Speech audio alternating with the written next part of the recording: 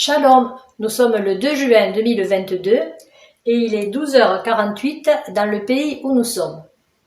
Voilà, aujourd'hui, je voulais vous partager un de mes livres préférés, enfin tous les livres de la Bible, je les aime tous, mais un personnage que j'aime beaucoup, c'est Josué. Parce que Josué, il a toujours été, c'était le serviteur de Moïse, et il a toujours été fidèle et présent tout le temps près de Moïse.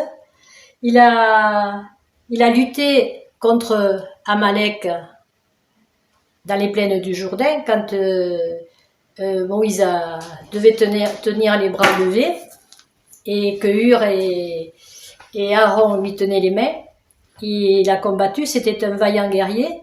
Il est parti aussi explorer le pays avec les 12. Et il n'y a que lui et Caleb qui ont dit qu'il fallait y aller, qu'on pouvait le prendre, qu'il comptait sur le Seigneur tout le temps. Josué.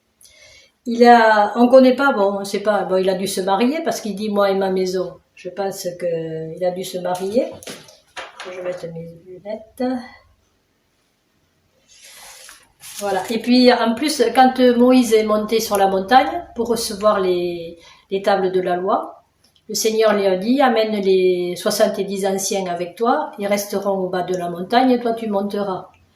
Et quand il est monté, on lit, Moïse monta sur la montagne et la nuée couvrit la montagne. Ah non, excusez-moi, c'est un peu plus haut. L'Éternel dit à Moïse, monte vers moi, c'est Exode 25, verset 12. L'Éternel dit à Moïse, monte vers moi sur la montagne et reste là. Je te donnerai des tables de pierre, la loi et les ordonnances que j'ai écrites pour l'instruction. Moïse se leva avec Josué qui le servait. Et Moïse monta sur la montagne de Dieu.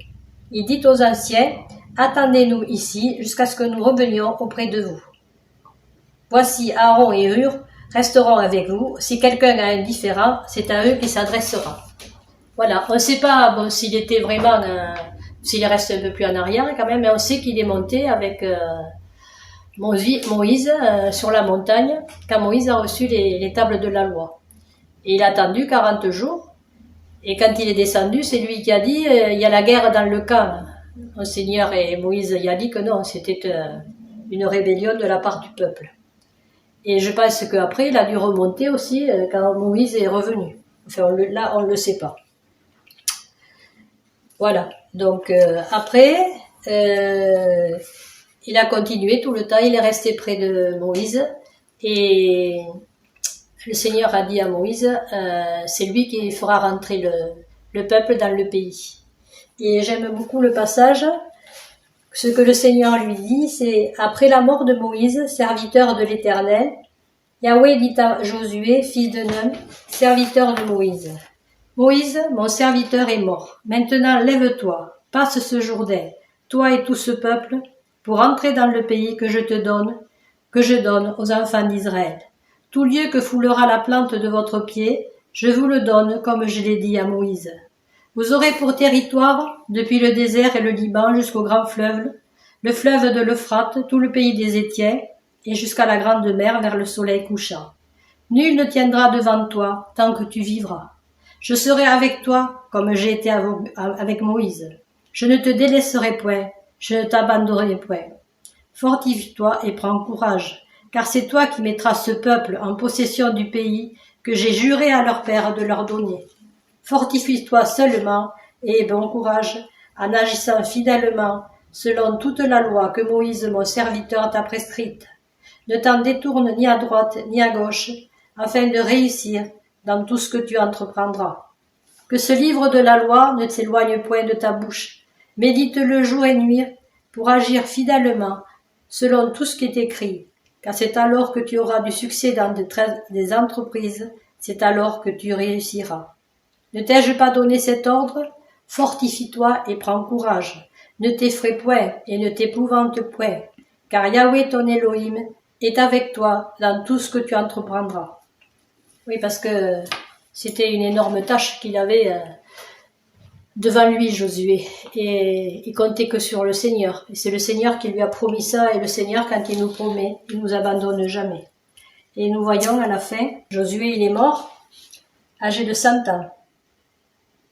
Voilà. Et alors il est dit que Israël servit l'Éternel pendant toute la vie de Josué et pendant toute la vie des anciens qui avaient été avec Josué aussi.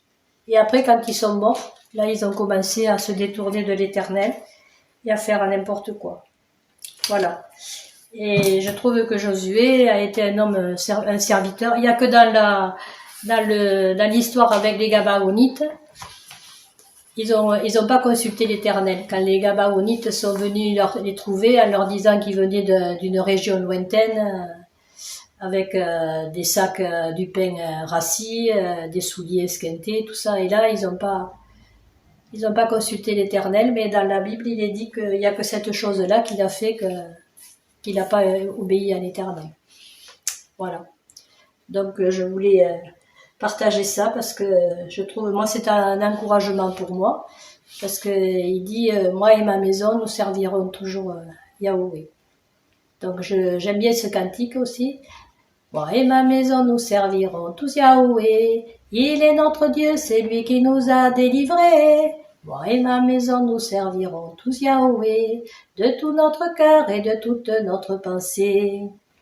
Voilà. Puis je voulais partager autre chose aussi de la vie de tous les jours, quoi. Là, depuis 2 jours, il n'arrête pas de pleuvoir et je crois qu'il va pleuvoir encore. Et donc ce matin, quand je me suis levée, j'ai dit ah encore il pleut. Et bon, de l'air de dire quand il pleut, on peut pas faire grand chose, on peut pas sortir. Et moi, je suis de nature pessimiste. Ça, c'est mon combat contre ça. Et le Seigneur m'aide. Et Audrey me dit, elle, c'est l'optimiste, elle me dit, il faut remercier le Seigneur parce qu'il pleut. Parce qu'il y a des pays où il pleut pas, où ils ont la sécheresse, où ça va pas du tout. Et c'est vrai, il faut remercier le Seigneur. Parce que avec la pluie, c'est la vie. Sans eau, il n'y a pas de vie. Voilà, merci Seigneur parce qu'il pleut. Je vais chanter un chant qui est de Sœur Constance, je trouve. Alors qui se trouve dans les ailes de la foi. C'est le 644. Dans mon âme, un beau soleil brille, son rayon doux et joyeux répand un éclat qui scintille, c'est le sourire de Dieu. Oh, quel beau soleil dans mon âme, il éclaire, illumine tout. À ses rayons, mon cœur s'enflamme et je vais chantant partout.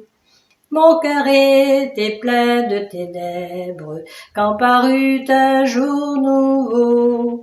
Au loin fuyait ombre funèbre, devant un soleil si beau. Oh, quel beau soleil dans mon âme, il éclaire, illumine tout. À ses rayons, mon cœur s'enflamme, et je vais chantant partout.